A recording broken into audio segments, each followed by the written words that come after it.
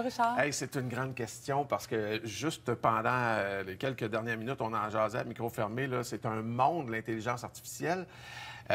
Ça existe, là, c'est pas de la science-fiction. Ça existe présentement en Chine. Il y a une entreprise qui embauche 6 000 employés. Oui. Elle œuvre dans le domaine des jeux vidéo. Puis elle est gérée exclusivement avec l'intelligence artificielle. Ça veut dire que ces 6 000 employés-là, personne n'a un patron humain. Tout le monde se rapporte à l'ordinateur. Puis avant de se dire « Oh! Ouais. » bien, ça fonctionne. Ils sont en croissance. Donc, il y a quelque chose là-dedans. Il y a quelque chose de bon. Mais j'imagine que, tu sais, on le vit là, avec l'intelligence artificielle. Par exemple, on pose une question à l'intelligence artificielle. Au début, c'est plus... il n'y a pas assez de données. Plus on lui en donne, plus l'intelligence, ça le dit, va avoir des ressources, des outils pour te donner des meilleures réponses. Mais pour un patron, comment on fait pour donner à l'intelligence artificielle l'expérience d'un patron qu'on a? C'est sûr que ça a été programmé, c'est ce que explique l'entreprise, puis tout ça. C'est comme ça que l'information a été intégrée dans l'ordinateur, puis dans l'intelligence artificielle. Puis c'est sûr que quand on se dit ça, ça vient changer notre vie au quotidien, là, comme les employés. Pensons-y. D'abord, les collègues de travail ne sont pas sélectionnés parce qu'on a une affinité particulière, parce que nous, on aime bien échanger ensemble. C'est décidé par l'ordinateur. OK. Là, je rentre le matin, puis là, je reçois un courriel, un texto, puis mon robot patron m'a envoyé ce qu'on s'attend de moi aujourd'hui, cette semaine, mes tâches, mes responsabilités. Ça rentre comme ça. Après ça, l'intelligence artificielle vérifie si tu as fait tes tâches, puis à quelle mesure tu les as fait, puis... Effectivement. Tu sais, on est habitué présentement dans un système où on a une évaluation annuelle ou biannuelle. Puis on a toujours en tête, notre patron, il y a une quantité de temps limitée qu'il peut nous consacrer. Bien là, l'intelligence artificielle, c'est illimité. Fait que si je veux une évaluation de performance par jour, je le demande, je vais l'obtenir. Fait que je peux... Ma performance est évaluée en temps réel, en tout temps, en continu. Puis on peut me donner de la rétroaction autant que je le souhaite.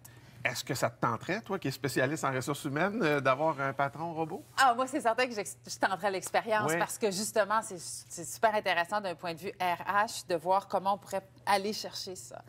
Toi, Charles, vous feriez? Bien, je ne sais pas si je dis oui, ma patronne n'aimera peut-être pas ça. Elle nous écoute présentement. Mais je suis curieux. Moi, de nature, je ne suis pas contre l'évolution, puis je suis curieux. Donc, je voudrais... Mais c'est comme l'impression que c'est comme le pilote automatique sur une voiture. On est encore en train d'améliorer ça, puis il va y avoir quelques accidents, j'imagine, avec des patrons robots aussi, là. Accidents, on s'entend. C'est ça. Puis un accompagnement qui peut être fait par un humain, là, au début. Moi, je te dirais, Richard, j'ai demandé la question à des gens autour de moi en préparation de notre rencontre d'aujourd'hui. Puis il y a des gens qui me disaient, moi, c'est plus que de la curiosité. Il y a des gens qui me disaient, hey, moi, j'aimerais ça au bout. Puis voici pourquoi. Ils disaient d'abord, mon patron est disponible 24 heures sur 24. Jamais ma patronne, mon patron, mauvaise humeur, pas disponible, en voyage d'affaires, malade. Samedi soir, 23 h, j'ai une question, je veux poser ma question, j'ai ma réponse immédiatement. Des gens qui disaient aussi le fait qu'il n'y a pas de jugement. Je ne peux pas jamais importuner, incommoder mon patron. Mon patron jamais va dire, ben voyons comment ça fait qu'il n'a pas compris. Par exemple... On ne peut pas interpréter ce qu'on dit aussi. Des fois, on va, il m'a dit ça, j'interprète ses paroles, il n'était pas de bonne humeur. C'est tout dénudé de toutes ses émotions. Sentiments. Donc, par exemple, des fois, on a quelque chose à faire, notre patron nous confie des directives. Ça nous paraissait bien clair, là. Puis on arrive dans notre bureau 2-3 jours après pour faire ça, puis... Là, c'est moins clair un petit peu, on a des questions. Dans la vraie vie, on repose nos questions 2 fois, 3 fois. Mais tu sais, après 25 fois, il y a une petite gêne qui s'installe. Oui, je comprends. L'intelligence artificielle, là, si on veut poser 100 fois la même question, il n'y a personne qui va s'exaspérer. D'une patience incroyable. C'est ça. Puis aussi, les gens me disaient, tu sais, des fois, il y a des gens qui disent, moi, je souffre d'iniquité dans mon équipe. Il y a des gens qui diront, là, tu sais, c'est pas pareil, là, on fait pas la même quantité de travail, c'est pas juste. Bien, l'intelligence artificielle, elle peut venir pallier à ce problème-là.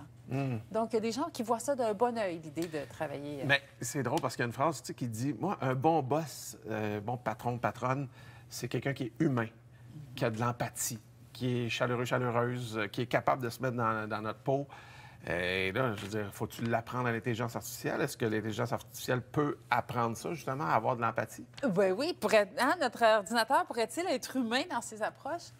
C'est sûr qu'au départ, ça paraît bizarre. Mais Richard, je vais te dire, d'abord, je nous amène derrière le rideau des gens en ressources humaines. Là, je vais vous expliquer quelque chose, comment ça fonctionne. C'est que quand les employés nous font des demandes comme ça, on va dire humaines, Oui. Patron, mon enfant fait un cours d'été cet été. J'ai besoin de prendre ça un petit peu plus mollo. J'ai besoin de l'aider cet été. Oui. Patron, il est trop tard pour prendre les 2 semaines de vacances de la construction? J'aimerais ça. Ou il faut que j'ai vaccin, passeport, je cours pour mes vacances. Habituellement, là, nous, ce qu'on va faire en ressources humaines, c'est qu'on va donner comme instruction, on va acquiescer. Les premières fois qu'un employé fait une demande comme celle-là, on acquiesce, on dit oui. Fait que ça se programme bien dans l'intelligence artificielle. Ouais. Les premières fois, on dit oui.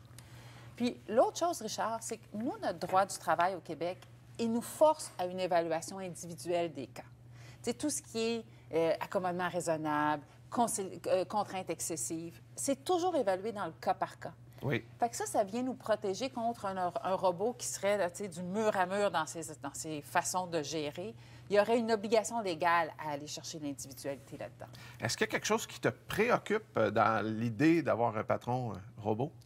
Bien, moi, personnellement, là, comme professionnel de ressources humaines, c'est tout ce qui concerne la fin d'emploi. Imaginons ensemble, là, il y a un employé qui est en sous-performance. D'abord, c'est l'ordinateur qui décide. Est-ce la vraie performance, la sous-performance, ou il y avait une complexité additionnelle? On ne sait pas.